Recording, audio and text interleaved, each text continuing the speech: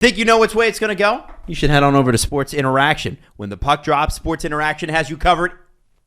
Live in play. Live in play. But pregame. Pregame, live in play are one of their many prop bets. I wasn't ready. On all major sports and prop bets. Wanna bet? SportsInteraction.com/STPN. 19 plus, please play responsibly. I'm keeping them on their toes.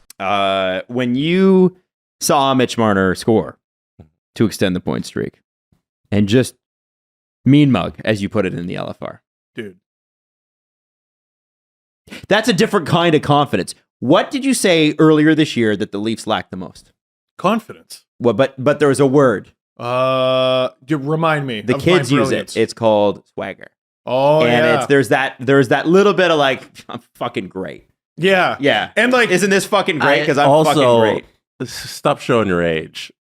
The the kids would say that. No cap. No. For real, that's for real. Not. Bussin'. He's bussin'. Bussin's a little better. Mitch Marner's bussin'. No, you haven't said the word yet. What is it? oh, dude, oh no. I'm gonna say it. I know it too. Mitch Marner, he slays. Oh! No, I think that's even out of date. That might be out of date. Oh, boo, Yeah, it no. is. Sorry. People still say slay. They still do. Olds. The Okay. olds The say olds do. slay. It's true. The olds do. Yeah. Yeah. What does your age start with? A 3? Couldn't be me. I think, are we living in the best era of Leafs hockey? Regular season hockey? Thank you. Yeah. Because otherwise we're living in the worst. Even Yes. the bad 70s Leafs made it to the second round. Right. I think- Even the early 2000s Leafs. well, they were good though. They were good. They But were $80 million team. They back then. weren't this regular season good. No, they were not. This might be the best regular season era of the Leafs we've seen in a century.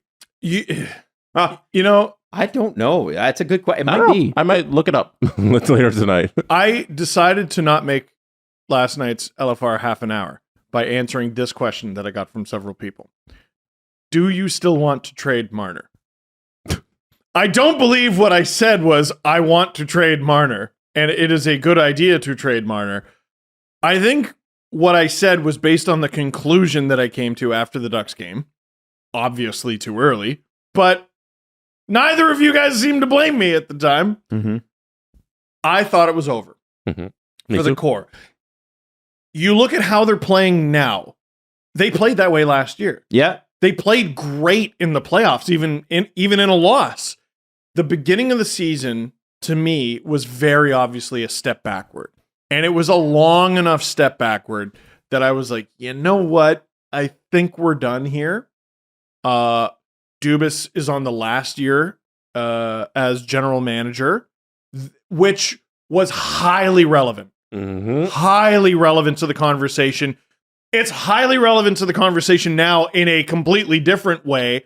It wasn't he needs to do something to save his job. It's they're out of their minds for letting this guy be unsigned right now. They need to lock him up. Keith was on his last year. We've had 4 kicks at the can at Is this. he on his last year? Yeah. Yeah, they both expire, I believe, at the same time. Oh, dear. Okay. Yeah. Well, I think It looked like it was over. it looked like it was over. Now, firing Sheldon Keefe would have absolutely been the wrong move. We know that. But we looked at the core, and I looked at the core, and I said, well, okay, who you trade? It's obviously not Matthews. You're not going to get good value for Tavares. Willie's deal looks great. Willie's deal looks great. So the obvious answer was the guy who's currently on a 21-game point streak. He might have started that streak the game after I said that. And it was a quiet start. Like the first 10 games, everybody ignored it because everybody's focused on the Leafs' injuries and goal and the fact that they weren't playing great or whatever. And all of a sudden, it's like, oh, yeah, Mitch Marner's like 12 games into a point streak. That's crazy. But what was weird, though, about Marner at the beginning of the season is I think most people agreed he wasn't playing the greatest. Mm-hmm. A lot of the team wasn't playing the greatest. It was like Willie Tavares and that's it. Mm-hmm. And still, you look at the score sheet every night, you're like, he had 2 points. Mm-hmm. Oh. Yep. But like at this big moment, he wasn't that great. But now, on top of the points, he's interplanetary. Like this is the best hockey he's ever played. Easily. He is making great defensive stops too, like with his on the shorthanded and stuff like that. He's been amazing. He almost set up Tavares for a one-timer from his ass. Like really close. He had the TSN broadcast team, and then if you listen to the radio call, Joe Bowen laughing. That shift, he had everyone broadcasting that game laughing at how incredible he's playing right now. He's a cartoon. Mhm. He's a cartoon superhero right now. And that mean mug was a far cry from just a few games ago where he could barely hit an empty net and he's like laughing at himself, going, phew, and like nervous on the bench. Now that he tied the record and then got sole possession of the record, and now he's crushing the record, it seems like a different dude. Yes. And yes, it does. Who's not rolling right now? Wow. Can I bring up the spiciest take I saw? Go for it. Wait, last night? Yeah, over the last couple days because of how hot they are. Leafs don't need Morgan Riley. Leafs are better without Morgan Riley. Okay. But they can move on now. Whoa. Okay. I can't wait for the first Avalanche win. They don't need Nathan McKinnon. Like, shut up. Listen. Well, they don't need TJ Brody either. Then No, but he's come back and they kept winning, so That's now true. they've proven they need him. that's one of the most mind-blowing stats I saw. I don't Jonas Siegel, maybe? When Brody was out of the lineup, the Leafs were 9-0-3. That's their steadiest defensive defenseman. That makes no sense. They had a third pair of like four different guys. None of that makes any sense. I just saw some "never bring Morgan back" tweets. Okay. And I I thought, tell you what, if he comes back and they start to play like shit, then we can have that conversation. Why? even then. Why can't No, even then. I agree, but why can't it just be look at how great they are?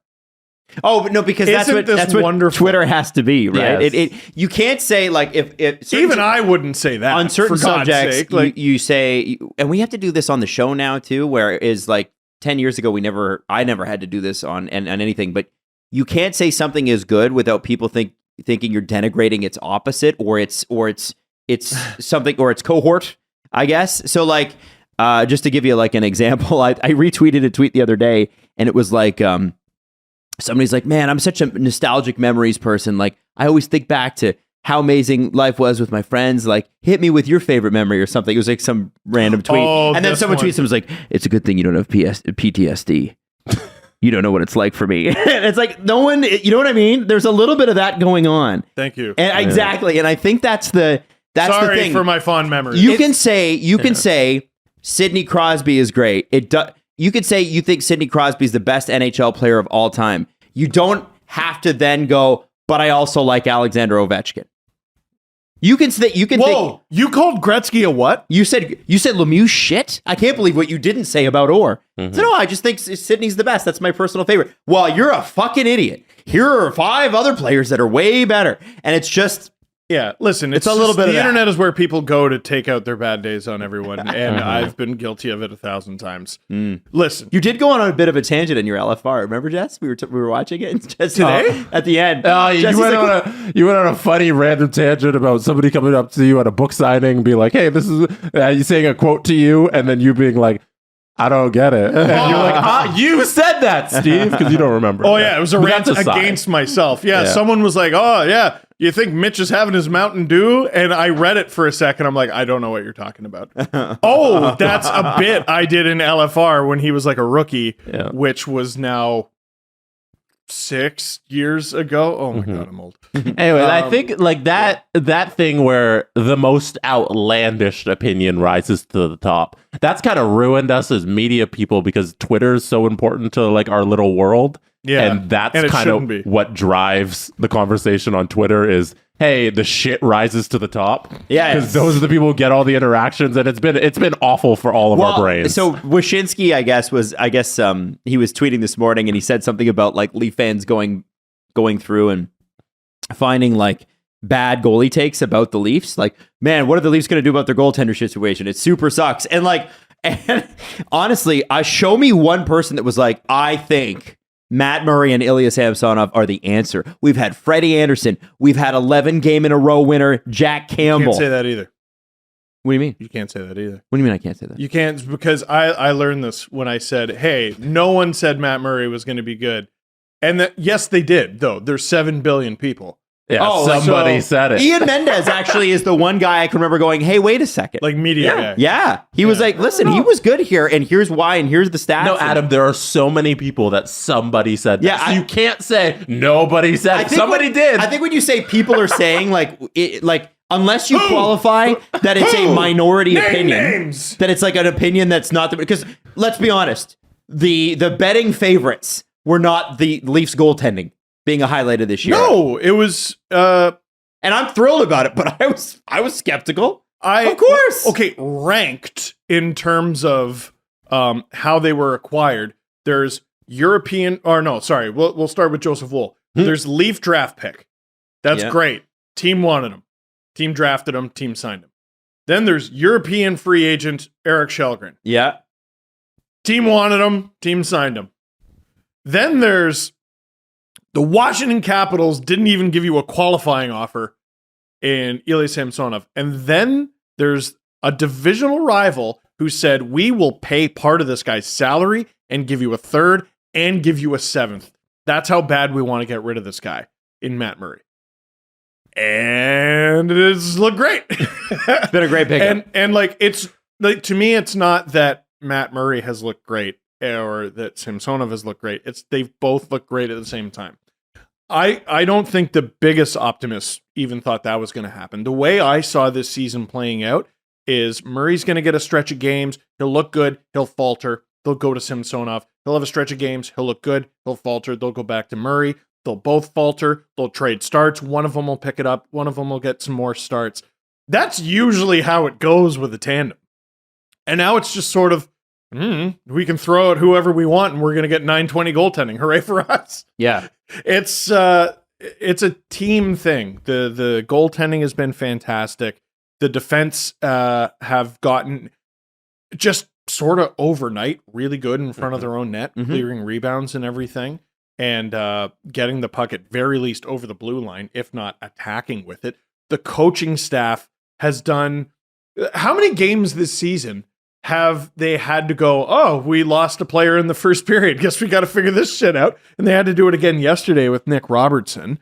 Pierre Engvall is a key penalty killer, and he's out for 5 minutes. Got to figure this out. And every single time they rise to the occasion, guys go through slumps. They come out of them. I don't have many complaints, man. There shouldn't be any. If I had told you guys at the beginning of the season that Mac Hollowell would be playing regularly, it'd be if you described everything that has happened to the Leafs this season, it should be a disaster. Yeah. It should be a shit show right now. We should be talking about everybody getting fired with the amount of injuries, the amount of underperforming at the beginning of the season, like the goalies going. It's been awful, and everything couldn't be going better.